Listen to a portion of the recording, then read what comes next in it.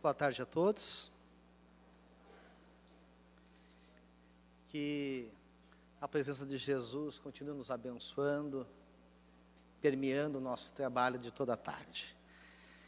A medicina, ela sempre procurou descortinar quais os fatores envolvidos no processo de adoecimento.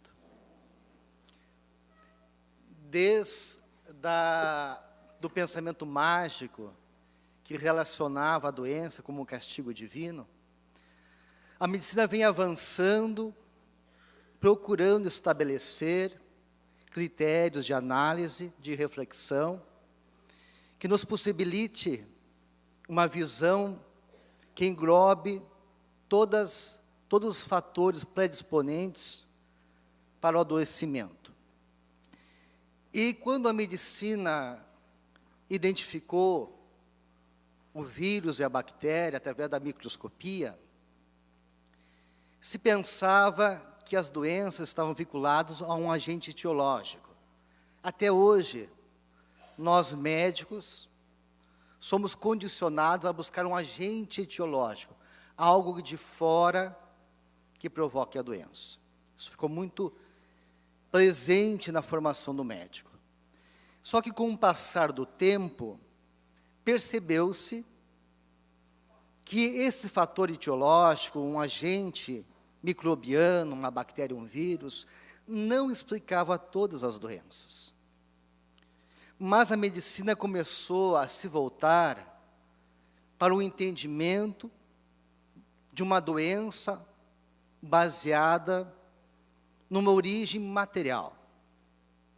E os fatores não materiais, como os fatores subjetivos da psique, as emoções, os fatores ambientais, foram ficando de lado.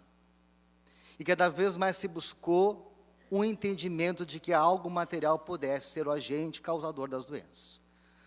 Como os vírus e as bactérias não explicavam tudo, a medicina foi buscando outras informações, e até que na década em 1860, o médico suíço, Miescher, ele começou a pesquisar, ele foi um bioquímico, e descobriu uma substância chamada nucleína, que era encontrado no núcleo das células.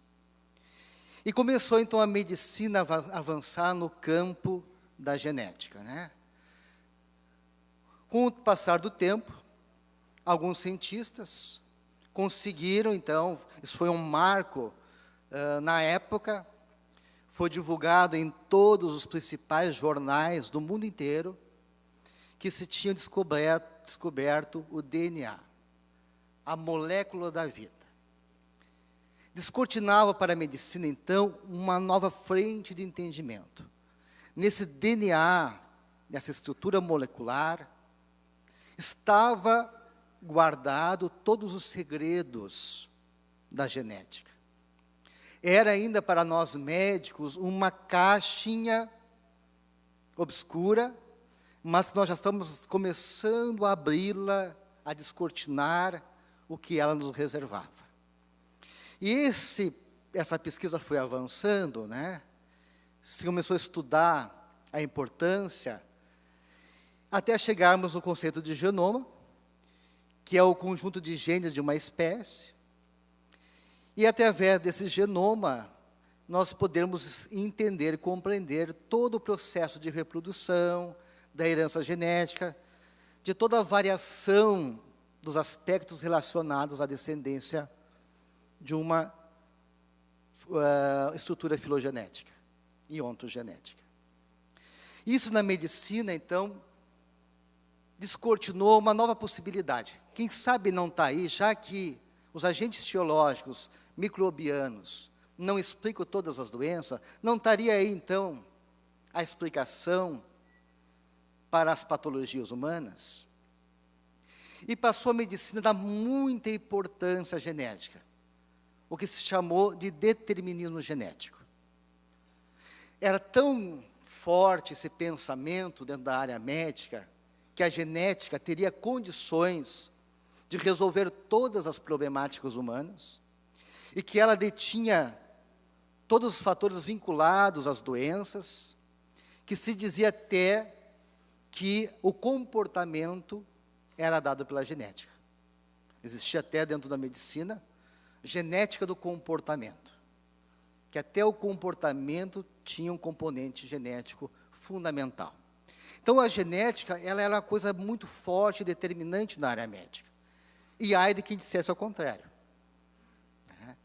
Até que, então, se pensou, já que a genética detém toda essa possibilidade de descortinar novos horizontes para o conhecimento médico, já que havia essa reflexão, no sentido que ela poderia dar todas as respostas que nós gostaríamos, com o entender do adoecer e do curar, se criou o chamado Projeto Genoma. De tempo em tempo, a medicina e alguns países elegem um tema importante, fundamental, para dedicar alguns anos de pesquisa. Geralmente são 10 anos de pesquisa que se coloca num projeto desse. Já teve o projeto do cérebro, o projeto do câncer, em que todos os pesquisadores do mundo, eles se concentram, e os recursos monetários também são desviados para focar nesse projeto. Então, o projeto do Genoma Humano foi criado, foi um empreendimento internacional. Ele foi projetado para durar 15 anos e teve início em 1990. E o objetivo era identificar o mapeamento dos genes que se calculava para explicar a complexidade do ser humano, que houvesse no mínimo 150 mil genes, pela complexidade que é o ser humano. E aí, então, se debruçaram nessa pesquisa, nesse empenho. E o Dr. James Watson foi o chefe, que começou a assumir a direção do projeto. Isso envolveu, para vocês terem uma ideia, 5 mil cientistas, 250 diferentes laboratórios, que contavam com um orçamento que variou de 3 bilhões a 53 bilhões, conforme o setor de pesquisa. E que recebia muito apoio do Departamento de Energia dos Estados Unidos. E essa pesquisa lá foi se desenvolvendo, esse consórcio foi publicar a sua primeira conclusão em 2001, na Nature, que mostrou que já havia 90% já descoberto do genoma humano. Então, em 1999, foi anunciado o primeiro rascunho do genoma, E em 2013 foi comunicado que conseguimos o sequenciamento de 99% do genoma humano, com uma precisão de 99,99%. Essa pesquisa foi celebrada no mundo inteiro, e foi anunciada em 2001, e em 2013 foi a conclusão. Dia 4 de setembro de 2007, foi publicado a sequência completa do genoma do próprio pesquisador Craig Venter. E a grande revolução desse projeto, esse novo trabalho, é que foi feita também uma avaliação do projeto do genoma diploide, e não somente do genoma haploide, ou seja, essa comparação possibilitou a nós entendermos que a diferença genética entre dois indivíduos é muito pequena. Nós temos uma semelhança genética de 99,5% entre nós. E qual é a conclusão? Que nós temos em torno de 30 mil genes. É 1/3, menos daquilo que se pensava, 90 mil a 150 mil. E aí se tornou um grande dilema. Esse projeto, que era um projeto para explicar as doenças humanas, e para identificar as causas, buscar a cura das doenças também, foi uma grande decepção, porque a genética não consegue explicar a complexidade do funcionamento humano. Para vocês terem uma ideia, o nosso código genético humano, ele tem a mesma quantidade de um pé de milho. A mosca Drosophila tem 13 mil genes. E um verme nematóide tem 19 mil genes. O que o cientista falou? Olha, isso é uma facada no orgulho da nossa espécie. Como podemos continuar de cabeça erguida, sabendo que temos apenas poucos genes a mais do que um verme? Disse Francis Collins, coordenador da equipe internacional do projeto Genoma Humano. Então, toda aquela importância que se dava, todo aquele determinismo, toda aquela carga que se colocava em cima da genética, como sendo aquela área da medicina que poderia explicar tudo e alcançar a cura para tudo, não se confirmou. E isso gerou uma série de reflexões nos cientistas. Porque se percebeu que a genética, os genes que foi identificado, era muito pouco para explicar. E começou, então, a se voltar para a epigenética, para a influência também no meio ambiente.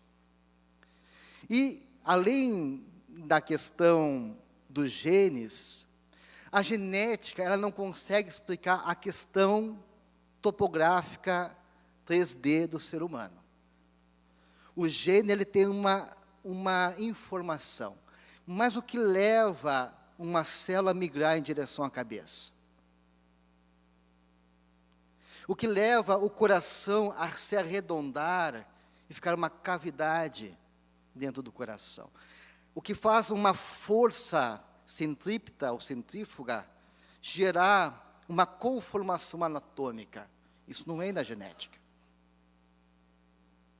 Então se percebeu que a genética realmente não explicava tudo. Que, na verdade, existe uma força ordenadora das nossas células.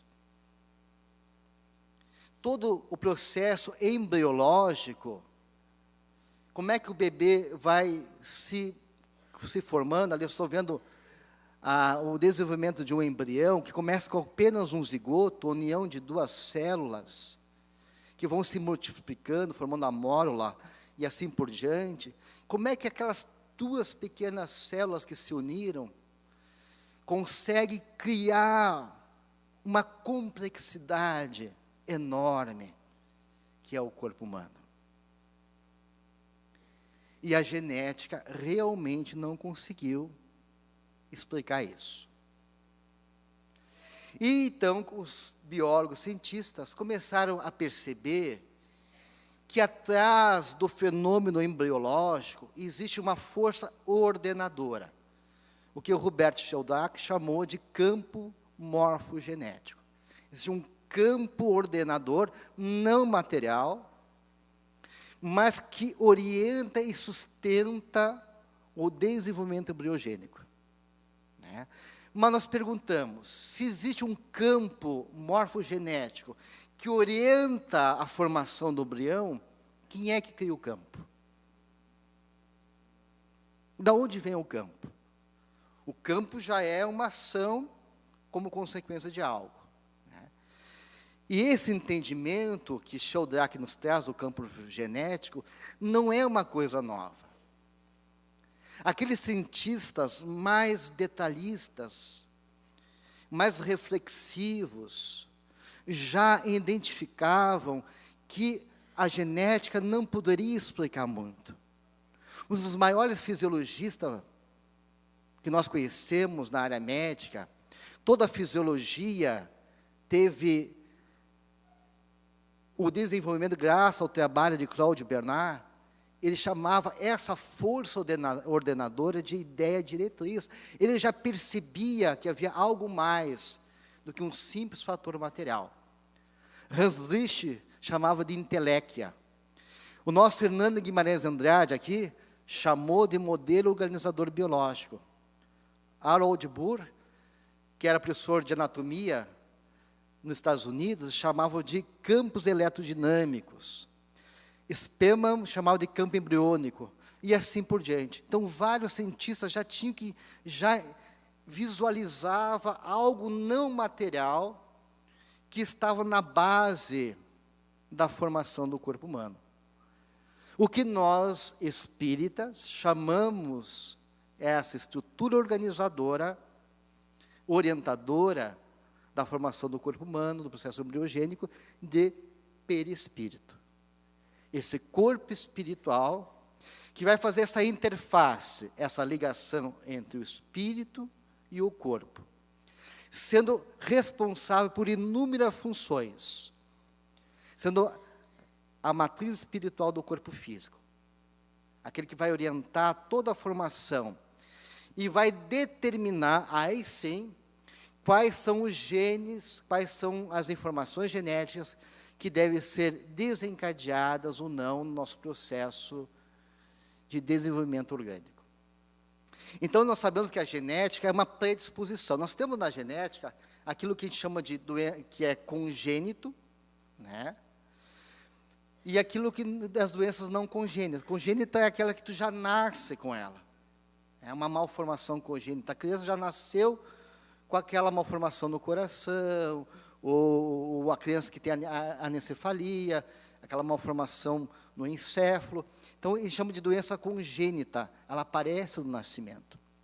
Mas tem doenças que são genéticas, mas que vão aparecer no decorrer de nossas vidas. Existe um chamado relógio biológico. Aquela predisposição já está dentro de nós, mas vai chegar um momento das nossas vidas que ela vai ser desencadeada. Por exemplo, a hipertensão, a diabetes tipo 2.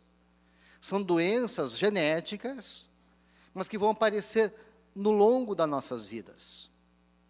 Mas isso nós recebemos como uma predisposição, como uma tendência que nós herdamos, mas que podem ser ativadas ou não ativadas. Depende do quê? Dos nossos hábitos de vida, do nosso ambiente que nós vivemos, depende da nossa subjetividade, das nossas emoções, toda essa carga de informações, de influências, de fatores que vão estar interagindo e interferindo na nossa saúde. Então, o que faz aquela informação ligar ou desligar? O que ativa aquela informação? Ela está lá. Mas ela pode ser ativada ou não. Então, nós podemos, em termos espirituais, dizer que a genética a herança genética é o nosso, em termos biológicos, é o nosso karma. Né? Aquilo que nós herdamos de nós próprios. Porque não é por acaso que nós reencarnamos em determinada família, não é por acaso que nós trazemos algumas predisposições, e o perispírito, ele mantém toda a memória, todas as informações do nosso processo evolutivo. Ele carrega todas as informações no corpo espiritual que vão ser passadas para o corpo físico. E nós sabemos que toda lesão consciencial, toda vez que nós nos afastamos da harmonia da lei de Deus, nós vamos criar o que eu chamo de lesão da nossa consciência. André Luiz vai dizer que essas duas maneiras de nós curarmos essa lesão consciencial, que acaba afetando o nosso perispírito. Ou através da caridade do amor, ou através da dor.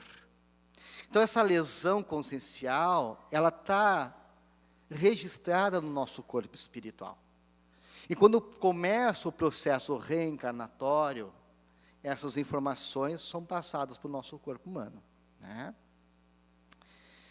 Então, com o passar do tempo, já que a questão genética não conseguiu responder à expectativa que nós tivéssemos muitos genes para explicar a complexidade, não se confirmou, começou a se falar em epigenética, que é um termo que surgiu lá em 42, né, e que ela fala, né, que a nosso estilo de vida, a nossa relação com o meio, é capaz de imprimir mudança na função, o comportamento dos genes.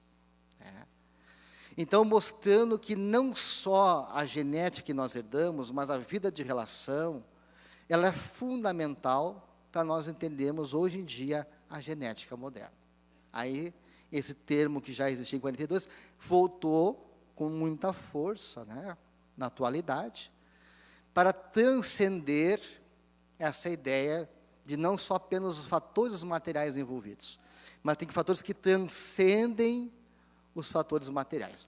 No livro psicografado por Divaldo Franco, Atualidade do Pensamento Espírita, existe uma pergunta muito interessante, feita a Viana de Carvalho, que diz o seguinte: a reencarnação poderia processar-se não no momento da fecundação, e sim em estágio mais avançado do processo biológico?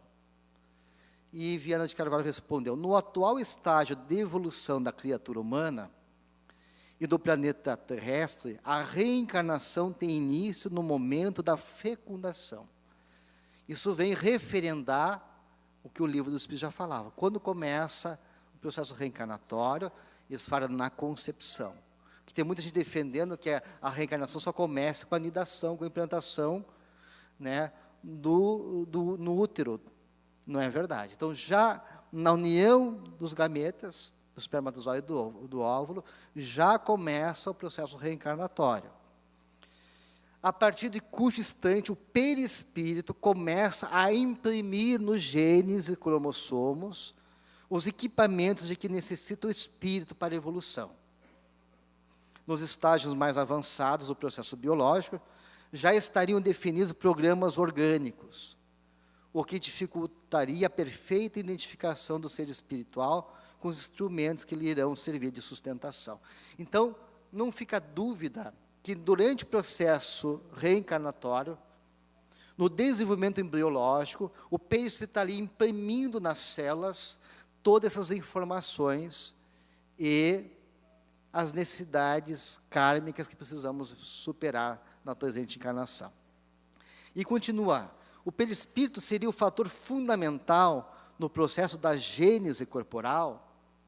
É o perispírito o modelador, sem cuja presença o espírito não lograria imantar sua organização física para o processo de reencarnação. Então, isso é muito importante, porque aqueles embriões que não conseguem se formar, nós temos a tese que não tinha ali um espírito ligado. E por não ter um espírito ligado, né, o pensamento materno ele pode manter o processo de gestação por algum tempo, mas não o suficiente para se desenvolver completamente o embrião. Porque precisa esse perispírito como um molde de estruturação do corpo. Então, como não tem um espírito, não tem um perispírito, esse processo ocorre de uma maneira desorganizada. E aí surge o aborto espontâneo, porque não tem, né, o espírito e o perispírito dando essa orientação, tirando esse campo morfogenético pelo qual as células vão encontrando base de sustentação, de reestruturação dos órgãos humanos. Por ser o primeiro envoltório, cuja programação se dá pelos recursos magnéticos de que é constituído, apresentando as características que lhe refletem o estado e a evolução. E veja bem, nós sempre recorremos ao missionário da luz, a reencarnação de Sigismundo, né?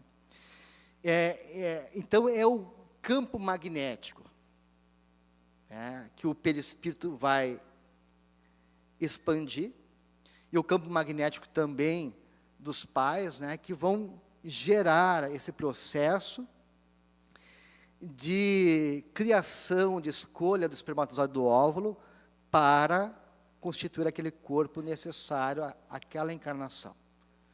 Esse processo ocorre de uma maneira natural, porque existe um campo de afinidade. O espírito vai atrair aquela célula mais adequada ao seu processo reencarnatório. Isso pode ocorrer sem intervenção do mundo espiritual. Em alguns casos, como no caso do Sigismundo, a espiritualidade vem e intervém ajudando. Mas mesmo que não haja intervenção direta dos espíritos técnicos lá em cima, esse processo ocorre igual. Porque isso é uma lei matemática. tudo está ligado à lei da afinidade. Isso acontece também no campo hereditário. Tá? Mas veja que ele falou, que a gente dá muita importância à questão do espermatozoide. Mas não é só o espermatozoide que recebe a influência do campo magnético, o óvulo também. O que ele vai dizer? Não seríamos coerentes se admitíssemos que só as células sexuais masculinas fossem selecionáveis entre os 200 milhões, 500 milhões de espermatozoides, por ejaculação, que se propõem a fecundar o óvulo. Entre mentes, ao se completarem a sua formação, os ovários contêm 300 mil a 400 mil folículos, cada um deles contendo um ovócito primário. E durante a vida da mulher, apenas cerca de 300 deles conseguem atingir a maturação, sendo que os outros vão sofrer involução e regredir, sem progredir para o óvulo. Então, o óvulo também recebe a influência magnética da mãe e também dos espíritos que estão em processo reencarnatório. Então, tanto o gameta masculino como o feminino, ele encontra a influência do mundo espiritual, né? E nós temos aí um grande pesquisador, Ian Stevenson, que psiquiatra, que fez aqueles 20 casos positivos de reencarnação, que pesquisou na tese dele, através de memórias, de processos reencarnatórios em todo o mundo. E o último trabalho dele foi uma busca de uma prova biológica que a reencarnação realmente tem essa base, né, fisiológica, essa base científica a nível físico e espiritual.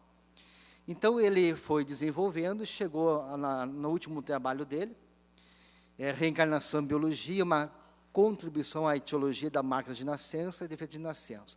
É um livro de muito fôlego, tem 2.300 páginas esse livro, em que ele tenta fazer uma correlação das memórias das pessoas que lembram da sua encarnação passada com marcas de nascença. É muito interessante.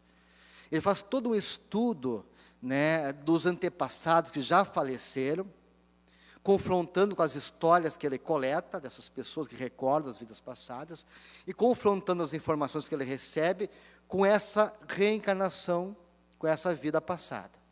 Tentando estabelecer vínculos da história com a questão genética, com a questão fisiológica. E aí as pessoas, desencarnei em tal situação, desencarnei por tais fatores. E ele, então, procurou buscar essas informações, e ele conseguiu identificar vários casos em que essas pessoas traziam marcas de nascença ou deformações físicas congênitas relacionado à última vida deles. E ele, inclusive, o Stevenson, conseguiu encontrar registros de autópsia, né, das autópsias que foram feitas dessas personalidades anteriores, mostrando essa correlação com o tipo de morte, com a forma de nascença. Esse caso aí é de uma criança que ele lembrou que na vida passada ele foi morto por tiros.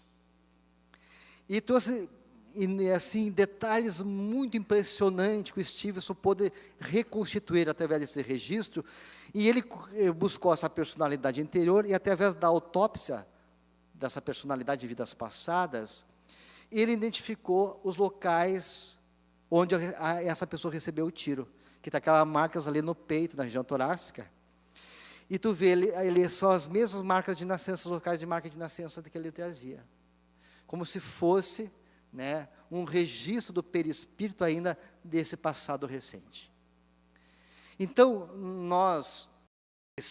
hoje se fala, né, de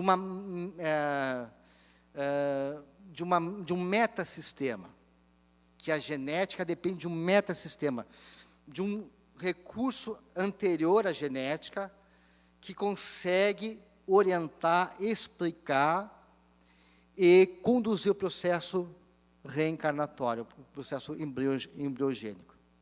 E para nós, espírita, né, isso está ligado à reencarnação.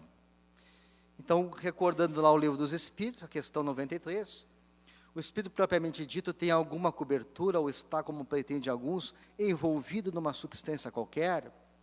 O espírito está revestido de uma substância vaporosa para os teus olhos, mas ainda bem grosseira para nós. Muito vaporosa, entretanto, para poder levar-se na atmosfera e se transportar para onde queira. Então, aquela caixinha escura, que era a genética, que começamos a abrir, que não respondeu, nós agora passamos para o perispírito. E acreditamos que no perispírito, aí sim, nós temos todas as explicações que estavam delegando para a genética. Porque o perispírito é esse metasistema, é essa estrutura que veio antes da genética, orientando e desencadeando todo o processo da influência genética. Tá? Então, nós temos uma representação ali, né, o espírito reencarnante, sendo amparado pelas leis de Deus, pela espiritualidade vinculada ao seu processo reencarnatório, e recebendo do pai e da mãe os recursos genéticos. Mas o perispírito que faz esse processo, através do campo magnético, de determinação dos gametas, e ativando e desativando as informações necessárias para o nosso processo reencarnatório. Então, é ele, esse elo de ligação entre o espírito e a matéria, trazendo toda a somatória das vivências das nossas encarnações passadas. Ele registra toda a história e vai imprimir na encarnação atual aquilo que precisamos viver. Tá? Então, nós, do médicos espíritas, temos maior interesse que os equipamentos médicos. Hoje está avançando bastante o campo magnético, e quem diz que no futuro não possa também identificar esse outro campo magnético, ainda diferente desse magnetismo que nós conhecemos, mas que nós acreditamos que com o passar do tempo, nós podemos dispensar a vidência, o médio vidente, né, e conseguir, através da tecnologia, alcançar o perispírito. Imagina a gente botar o paciente numa tela que faz uma leitura magnética e identificar as lesões perispiríticas, que no futuro poderão justificar uma doença. Eu me impressionei muito com um médium lá em Palmelo, em Goiás. Palmelo é uma cidade espírita. Já viram falar de Palmelo? Palmelo, ele foi criado pelo seu Candinho. Seu Candinho era uma pessoa que morava na região, e a mãe dele ficava sempre muito obsedada, incorporava um espírito, e subia uma ladeira, e o espírito queria que ela se jogasse lá de cima. E tinha um senhor que tinha uma casinha ali, no trajeto para esse local, um preto velho que morava lá na fazenda, e ele interrompia a marcha dela e doutrinava o espírito, fazia desincorporar, e disse para o Candinho era criança: olha, quando tua mãe subir lá em cima, tu não deixa, é perigoso para ela. Tu sabe orar? Eu não sei orar coisa nenhuma, não queria nada de religião. O preto velho pegou ele pelas orelhas, fazia ele ajoelhar e levantar, e ensinou o Pai Nosso para ele, para marcar bem, ó. E um dia, deu a coincidência daquela senhora passar a casa do preto velho, ele não estava ali. E o Candinho, criança, ficou assustado. Ele viu a mãe dele lá em cima, e viu um vulto escuro, querendo empurrar a mãe.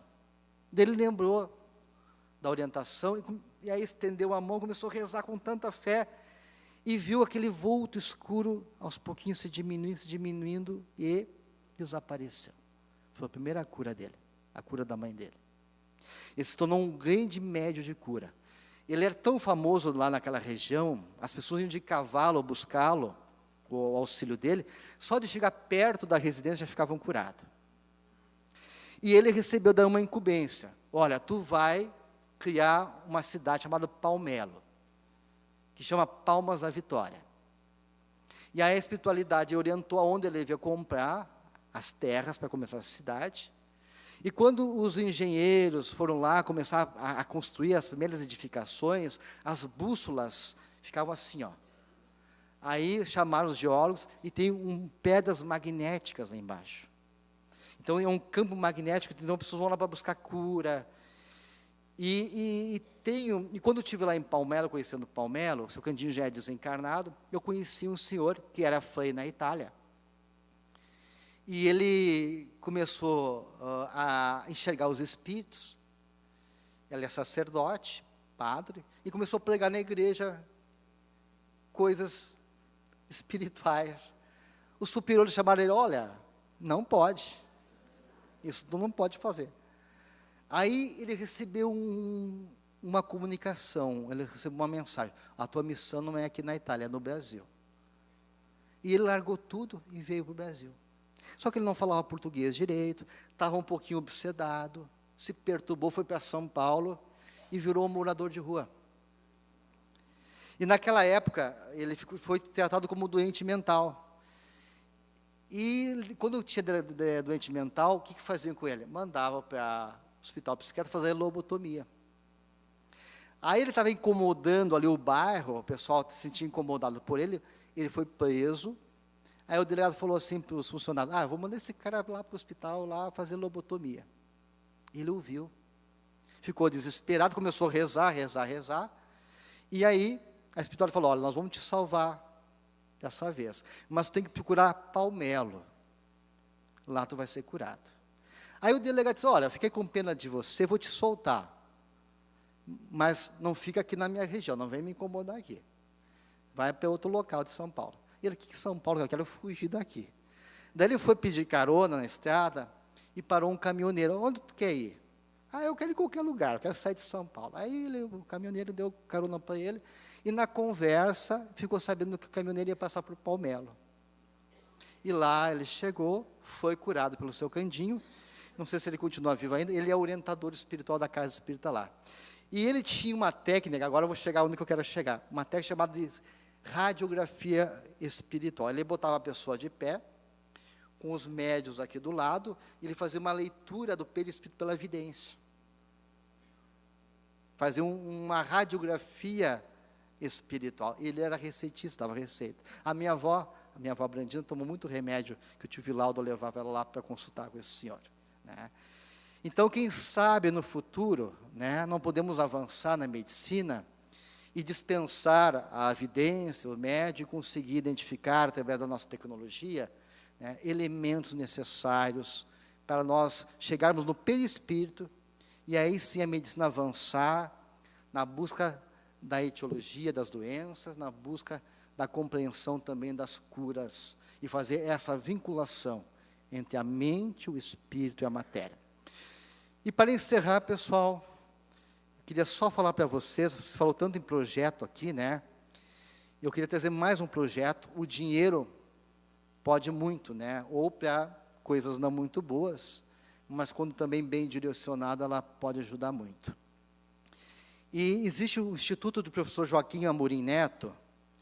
Ele é uma organização civil sem fins econômicos, de caráter filantrópico. Ele foi fundado em 2008 em Campina Grande, na Paraíba. E esse IPESC, esse instituto, está ligado à Unicamp, à USP, à Universidade Estadual da Paraíba, à Federal de Campina Grande e o Instituto de Medicina Integral professor Fernando Figueira, lá de Pernambuco. E esse instituto, ele quer desenvolver um projeto para criar um centro de referência em tratamento às crianças e mães atingidas pelo Zika vírus, e que tem microcefalia. Quem está organizando esse projeto é a doutora Adriana Mello, aquela médica que foi a primeira que fez a correlação da Zika com a microcefalia, né? Ela quer não só fazer um trabalho de atendimento humanizado para as mães, mas também de atendimento para as crianças e pesquisa em Zika. Eu conversei com ela, ela disse que já tem até algumas outras novas abordagens teóricas que ela está desenvolvendo, mas que precisa de pesquisa para poder avaliar a sua tese, né? E ela está muito desolada, porque ela criou esse projeto com tanto carinho, e não está conseguindo recursos. Ela conseguiu um projeto arquitetônico, o arquiteto Jonas Lourenço, ele doou o projeto arquitetônico, a prefeitura doou o terreno, e os tijolos foram doados pela empresa Salema, mas falta recursos para levantar. Então, nós estamos fazendo um grupo para ajudar, porque nós acreditamos que esse trabalho dela não vai só ajudar as crianças do Nordeste, mas as crianças do mundo inteiro, que a Zika vírus tende a se ampliar com o passar do tempo, né? Então, vocês querem conhecer melhor esse projeto? É acessar esse site. A meta é conseguir 200 mil. Eu não acredito que a gente não vai conseguir isso. Se cada um dá R$10, a gente divulgar nas casas espíritas, né? Deixar um dia de fazer um lanche, uma janta, né? E a gente consegue. E ela está muito isolada porque ela conseguiu pouco recurso. Lá no site, você tem lá o valor que já foi conseguido. E ela disse que só não desanima porque ela vê as mãezinhas com as crianças no colo pedindo ajuda. Tá? Eu vou deixar aqui por alguns minutos. Obrigado pela atenção de todos.